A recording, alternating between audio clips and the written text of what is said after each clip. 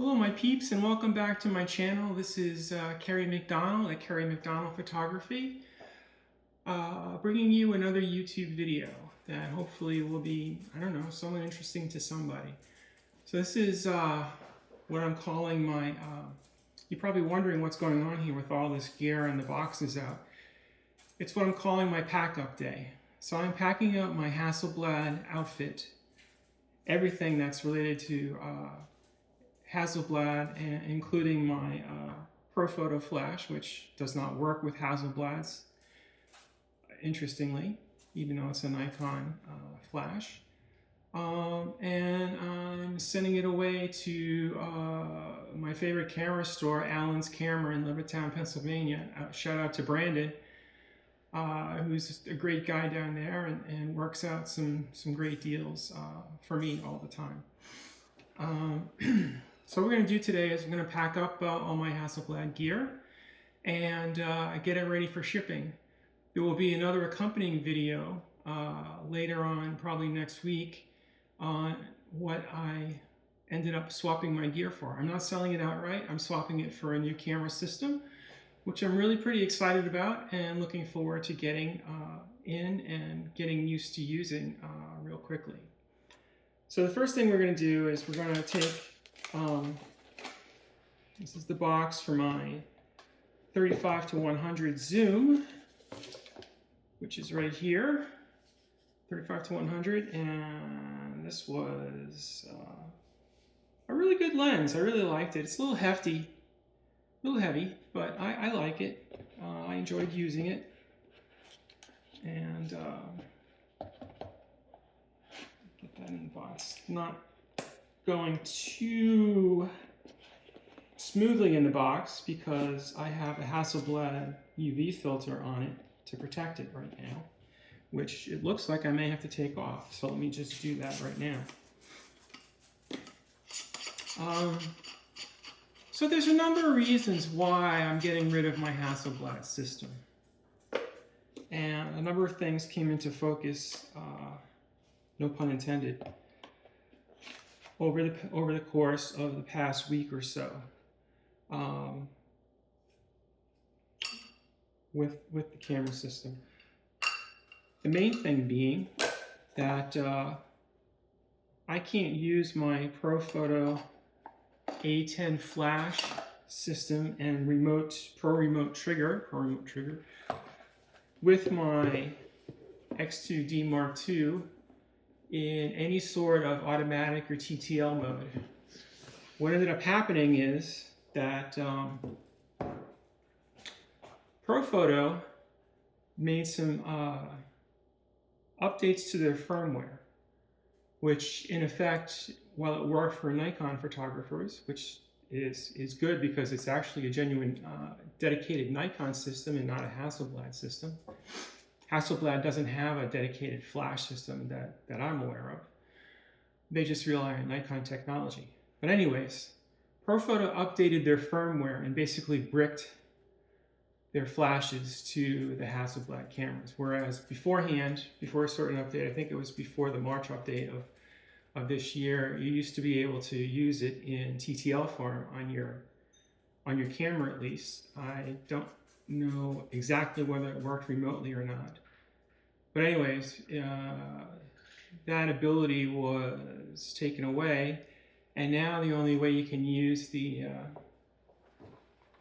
A10 flash on the Hasselblad is through manual. And apparently it works manually with the flash trigger as well, though I didn't really test it, quite frankly, because I've been kind of disgusted with the whole thing, having spent $1,400 on a ProPhoto flash system that essentially doesn't work. And before the pundits come out at me and say, yes, it does work, it works in manual, I understand that. I understand it works in manual, but I would like to have a TTL capability for my flashes, because I want to eventually bridge more than one flash, and that control would be nice to have. So anyways, the next thing I'm packing up is my ProPhoto Connect Pro, which is in its little case here, and that goes in its box, and that's pretty easy to to let go. And I've got my ProPhoto A10 flash, which I will also box up here.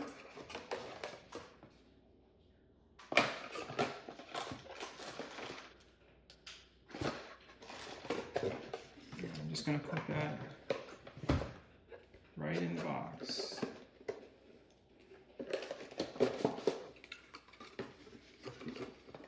Let's see if I can put this piece of paper on. Another reason for my getting rid of the Hasselblad system is, again, relates to the peculiarities of the system, is the post-processing workflow that should take place if you want really great pictures coming out of your X2D Mark II. And the way to do that, it's the way most people are doing it, and I've tried it. That's why I bought my iPad, was to have the ability to download raw files and other files directly to my iPad and edit them there. But what you have to do now with the Hasselblad X2D Mark II is you download the photos into Focus, which Focus 4 for Macintosh computers has been really kind of glitchy, and they just issued an update, and apparently I've been told that there's more issues with that as well. The Focus 2 mobile works pretty well. I actually really enjoyed using it on my iPad with my camera hooked up, and it made things really, really easy. But the process is you have to download it into Focus 2 and then convert it to a TIFF file, which is the highest resolution print file you can get out of that. And then you take the TIFF file and export that into Lightroom if you want to do any sort of editing there. So again, this process to me is a little too cumbersome.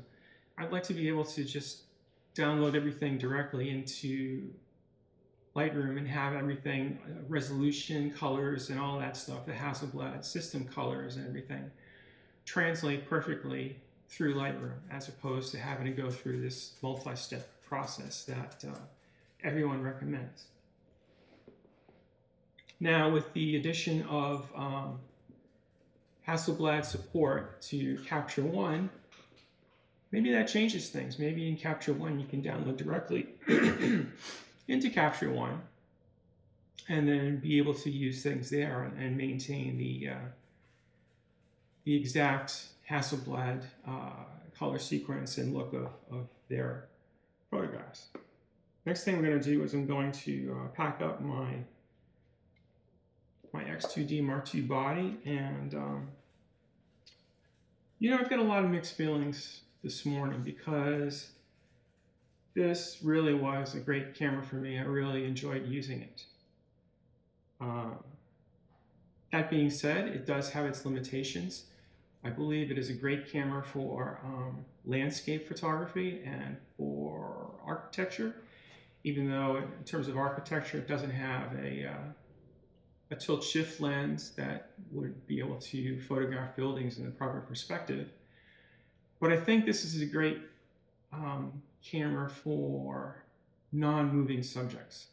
And that's one of the main reasons why I am deciding to part with Hasselblad cameras. I have a trip scheduled for Japan next year, and one of the things I'm going to be working on there in Japan is street photography and nighttime photography.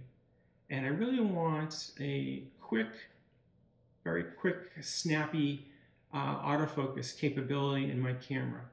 I also want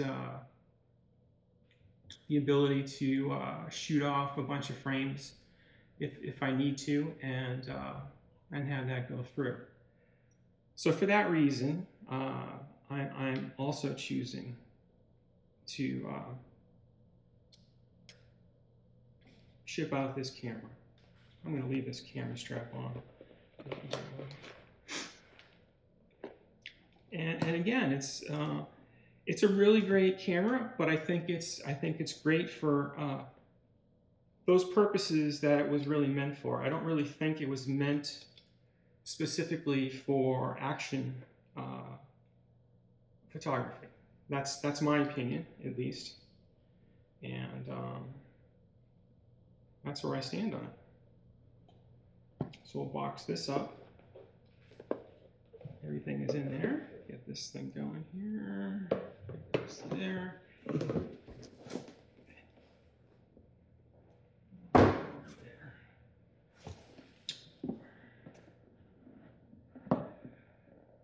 Another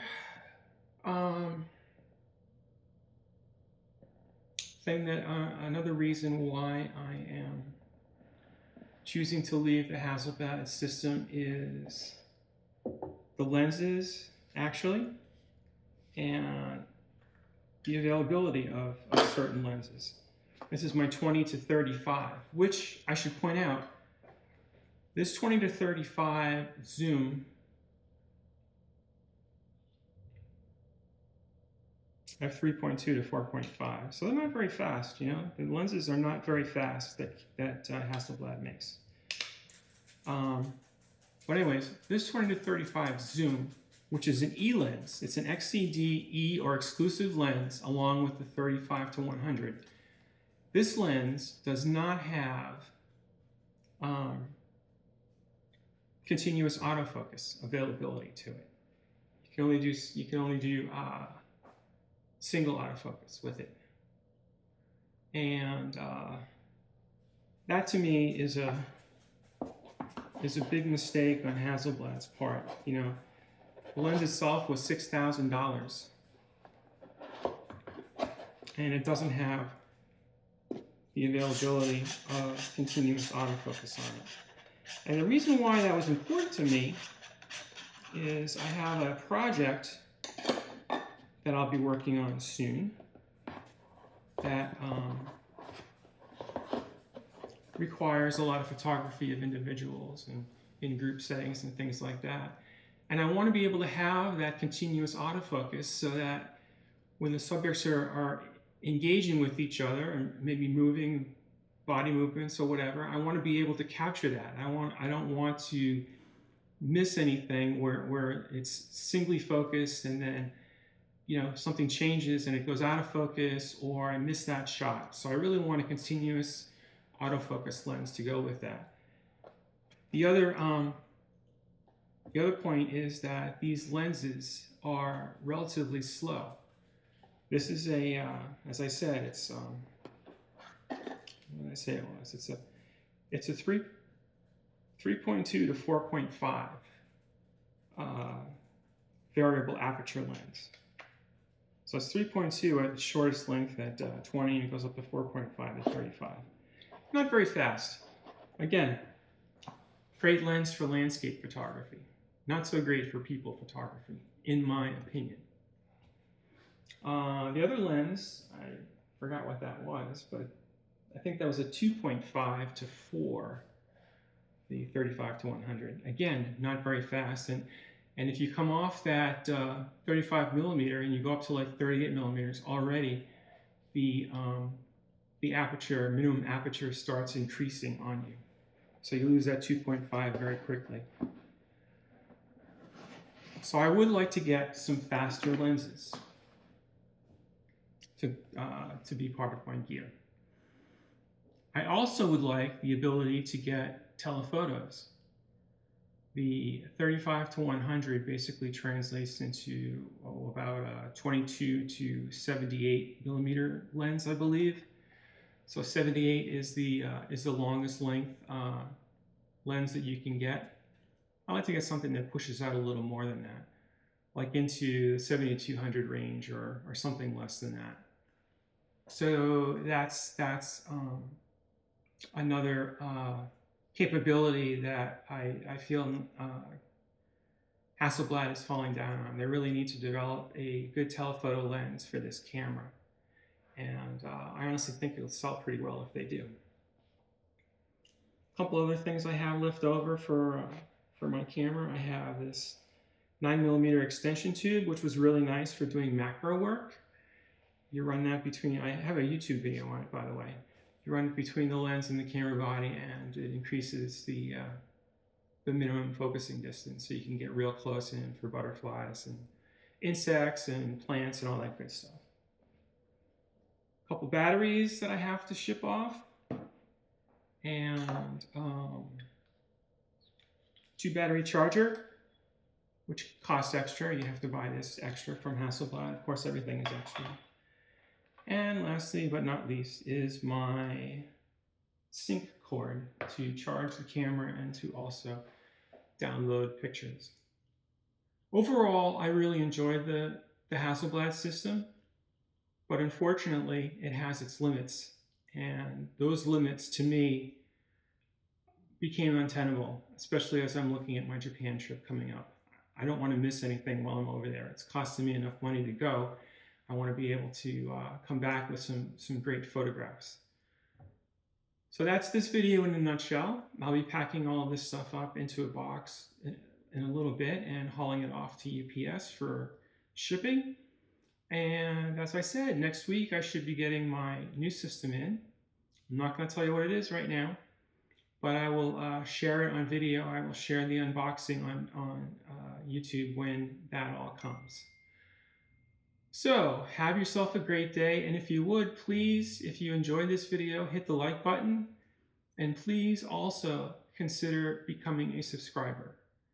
I really love subscribers. I like to engage with my subscribers. Almost everyone that sends me a message, I respond to very quickly.